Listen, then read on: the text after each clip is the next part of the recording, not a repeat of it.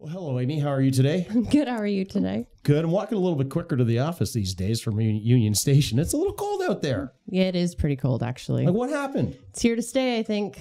I was literally last week, I was in Ohio, golfing in Columbus, Ohio, near the Ohio State University. Cool. And I was in a t-shirt. And then this week, I'm wearing a sweater I know. to stay warm. I know. Anyway, it's apropos of nothing. We're Canadians. That's what we do. We complain about the weather. But I did run into somebody, a friend of mine, the other day, actually. And I've known her for a long time, friend of the family. Yeah. So I would say she's early 60s, and she runs a very successful, like a clothing manufacturing business in Toronto. And it's been in business for probably about 40 years. And she kind of mentioned to me that she was thinking of retiring and selling the business. I would say the business is probably worth anywhere between $25 and $35 million. And she was she's saying, I just want to sell it and move on. And I've decided I want to, vacation down south and spend more time with my grandchildren and children, et cetera. And then she was like, I don't even know where to start. Yeah. Which I was like, interesting. You own a business. And we're hearing a lot of that, right? Yeah. We're seeing a lot of businesses that are starting to go through this transition. And the question is, where do we start? And today, on today's episode, we are lucky to have Alex Parker joining us. He's the managing director and co-head of the National Client Group M&A Group. And he made a comment about no one's going to pay you for the business in your head. And it's an interesting idea because as a business owner, they're running around doing a million different things. And then it comes time to sell. And it's like, where do you start? How do you value your business? What is it worth compared to the competitors? And so it's going to be an interesting talk about what that means. That'll be a really interesting discussion. Okay, well, that's coming up next.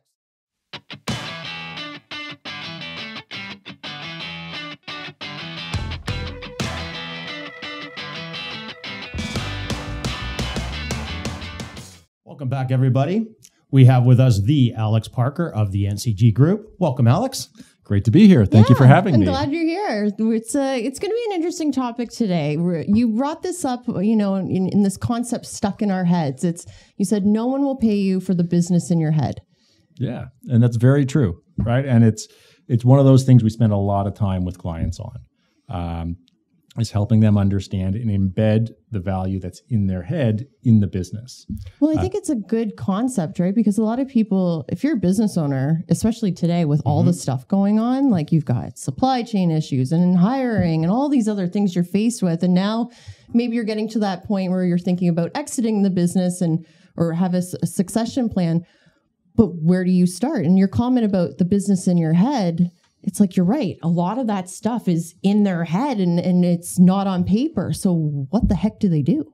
Yeah. So the way we talk to people about thinking it through is really to think about, first of all, the information, which is sort of the more blocking and tackling part of it, right? If someone's going to buy your business, they need to be able to manage it from the outside, right?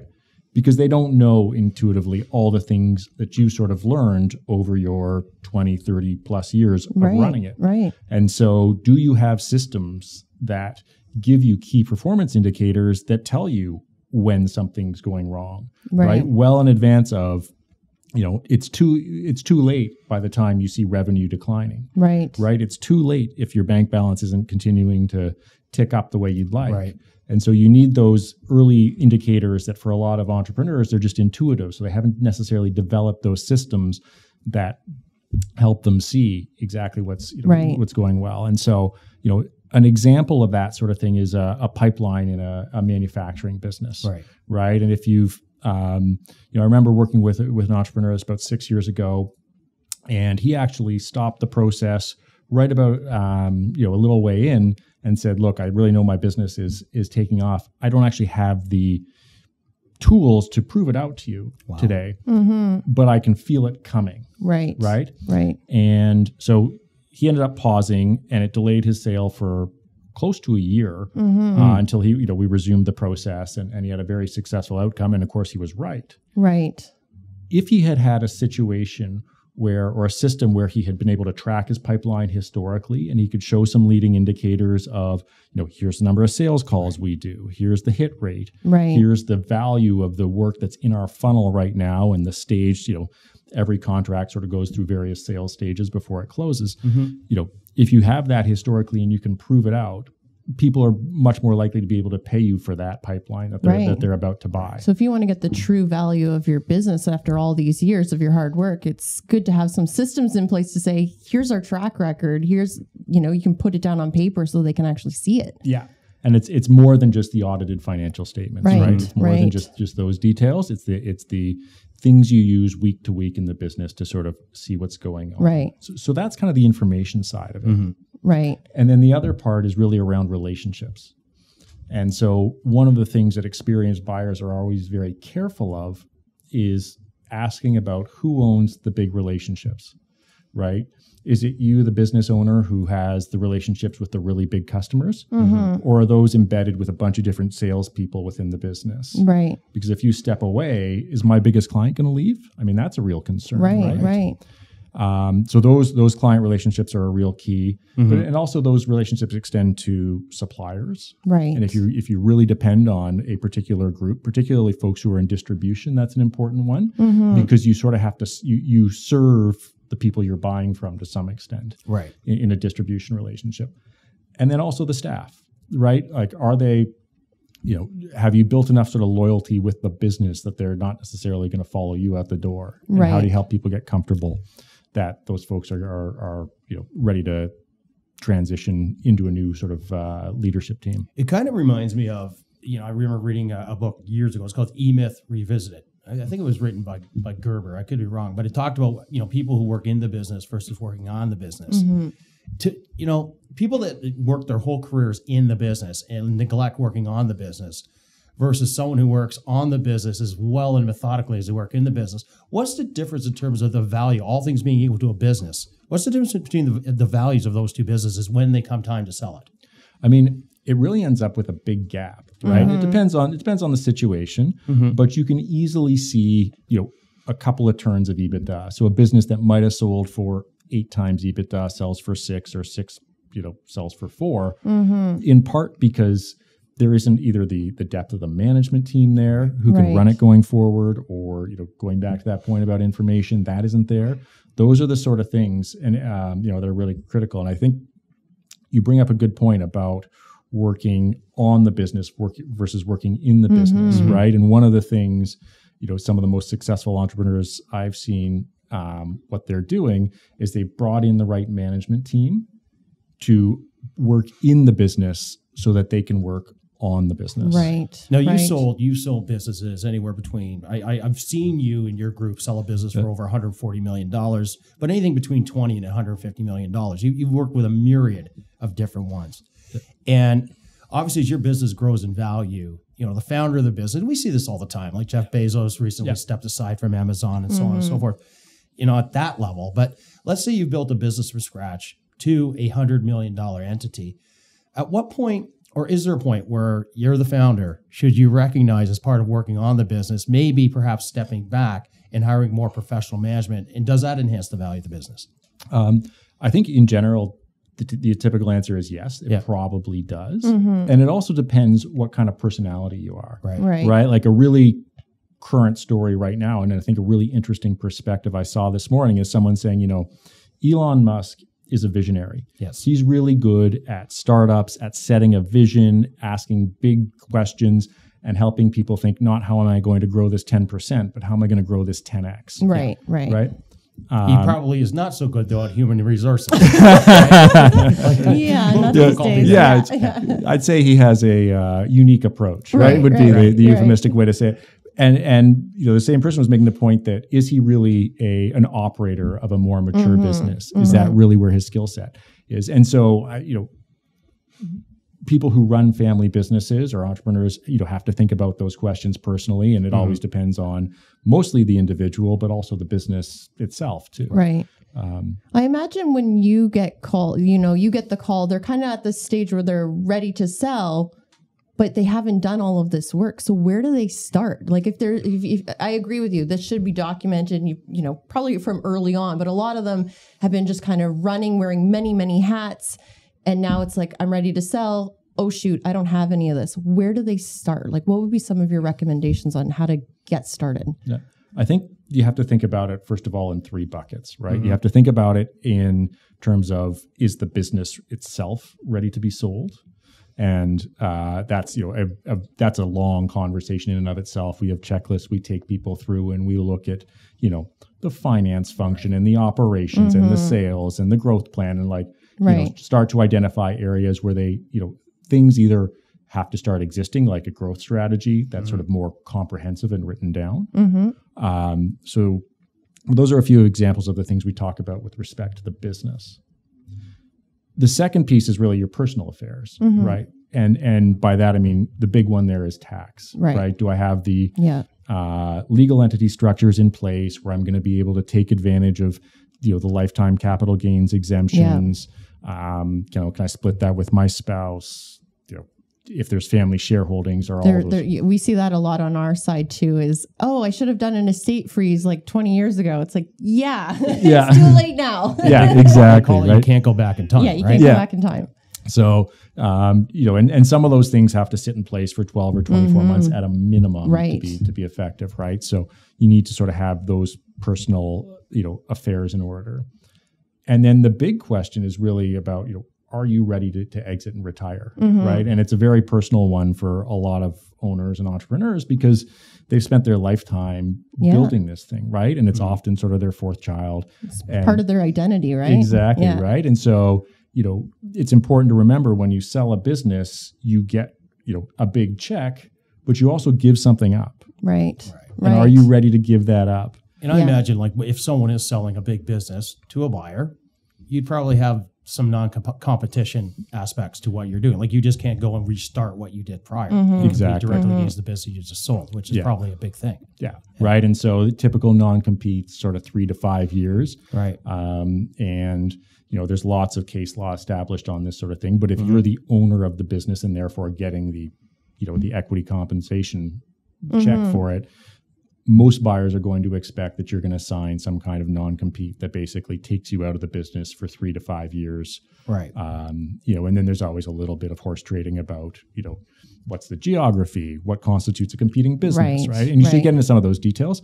But as a general starting point, you're right, there's going to be a non-compete. And so now you got to answer the question, what are you going to do at the time? What am I going to do? So I have a friend.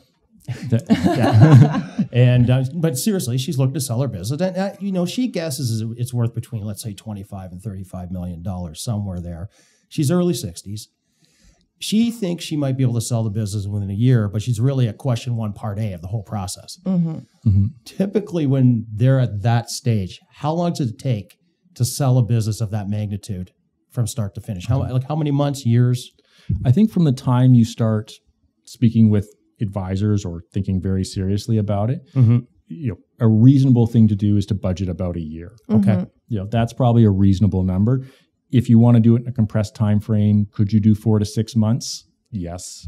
Once you start getting a lot of speed into a process, you start to put pressure on value because people who can get through it that quickly, just the pool of buyers who can understand the industry, understand your business, do their diligence, have everything in place, get smaller. Well, this kind of leads into what you and your group do, because I imagine if you're selling a business for $50 million, $30 million, or $100 million, there's not a pool of buyers are going to meet at a shopping mall. You got to go and find them, right? Yeah. So what is the work that you and your group do? I know you work with 2 other people, and your business is very busy right now. It's a booming business based on what I understand, which is congratulations. What is it you guys do for your clients, and typically when do you enter into this process? At what stage? Yeah. So we work to get involved as early as possible, right? And M&A, oftentimes we're having conversations with folks who own businesses for 2, 3, 4 years before they actually say, okay, I'm ready to sell now. Okay. And so during that time, we can provide things like market updates. Here's where your competitors, the large listed ones on the stock market are trading, right? And here's how they've trended over time. If you're thinking about trying to time this, and here's some of the other deals that have happened in your sector, and here's some of the multiples that got paid. Here's the high ones and why, and here's some of the lower ones and some of the features of those businesses. So that's really valuable insight, right? If I'm a business owner and if I'm thinking of selling down the road, which I think most will at some point, getting that intel early on to see what I can do in my business to maximize the value of what I've created is really insightful. Yeah, I think it can be pretty powerful when you're having those conversations with folks, and you're also saying, here are some of the attributes of your business that people are going to spend time on, right? Here's what they're going to think about. So, how have you performed historically against budget? Okay, well, if you don't do a budget, now would be the time to start thinking about that. Right. Because what's going to happen is you're going to go to sell your business. You're going to present people with your historical results, as well as a forecast for the next 2, 3, 5 years. And if you can show, well, we set a budget every January, and then we go back and look at it in December, and 9 out of 10 times we hit that budget, both in terms of revenue and profitability. Well, now all of a sudden your forecast looks pretty credible. You got a track record. Right? Yeah. And you've also you've taught your organization how to think about the next 12 months. Right. And so your accuracy is that much better in predicting how So things you're are gonna effectively building what I call the back of a baseball card. Yeah. It's exactly it. Yeah. So, and I guess it speaks to your original comment, which is, let's say you don't do any of this, and then all of a sudden you want to sell, and then you have to wait a year, and you've been showing what your competitors are doing, the cyclicality of the business. That year could be quite costly if you're not prepared ahead of time. Yeah, potentially. Right, and it's an M&A process, whether you're doing it yourself, which I think has its serious challenges, or whether you're doing that with the support of an advisor. It is a second job for periods of time. Right? We take as much off of people's plates as we can, but there's still lots to learn about the business, lots to learn about the people involved, and to your point, it takes some work to kind of understand what that back of the baseball card looks like, right? And then how are you going to position that and market it to potential buyers? Right. And you and your team, you're serious people. Like, your stuff inside out, backwards and forwards. I mean, and so if someone were to engage you, you would have I don't want to say short order, it's a process, but you can fine tune what they would get for their business to within a pretty tight parameter versus them just trying to selling themselves in the open market, I think. Yeah, you're absolutely right. And so one of the services that an advisor of any type provides, if they do their job well, is you get a complete view of the market, right? Because they're going to contact all the potentially interested private equity firms to the extent you want, that's a route you want as a seller, all of your competitors or those adjacent businesses that might want to buy. And so you're going to get a view of, here's what the market thinks of my business on, November 20th or whatever the date might be, right? And so from that, you can then make an informed decision, right? I have all these offers. There's one that's a little bit above, and either that cuts it or it doesn't. And there's no shortage of experience on your side. I mean, in terms of the work you've already done. And my understanding is you and your group, I think, within the top 3 in Canada in terms of the work you do. There's always different ways to measure it, but the M&A team writ large at NBF is hugely busy. And in fact, we were sitting with a private equity firm this morning who was saying, a lot of your folks are, we see a lot of stuff on the street slowing down right now, but we keep getting tons of deals from national banks. So, they appreciate the deal flow. And as a comment, we've heard a bunch of other places too. Well, I think another thing an advisor like yourself can help is, again, business owner, you're busy, you're day to day, but you having that oversight of all the different businesses and what they've done right, you can offer some perspective. If I were to say, listen, I don't even know where to get started. You mentioned, key performance indicators. Well, what are my competitors doing? Who do they use? Do they have an accountant? Where do I go? You would be a very good first call, I think, to be like, help me get in the right direction, to get it out of my head and down on paper. Yeah. And I think we spend time with, owners doing that, having those sorts of conversations and walking them through, here's how this entire process is going to work. And, here's the time. And, that sort of 9 months to a year is a reasonable amount to budget. Right. And then, there's also cost, right? And you've got advisor fees, you've got lawyers, you've got accountants, both, tax accountants for the business and, your own accountant in terms of your personal affairs. So those costs can really add up. Sure. And so to undertake that process is an investment. Absolutely. Right. And the deeper you go, the good news about those sort of costs is that they're back end loaded. So the closer you are to a deal, they come out of the proceeds in the end. Right. Mostly.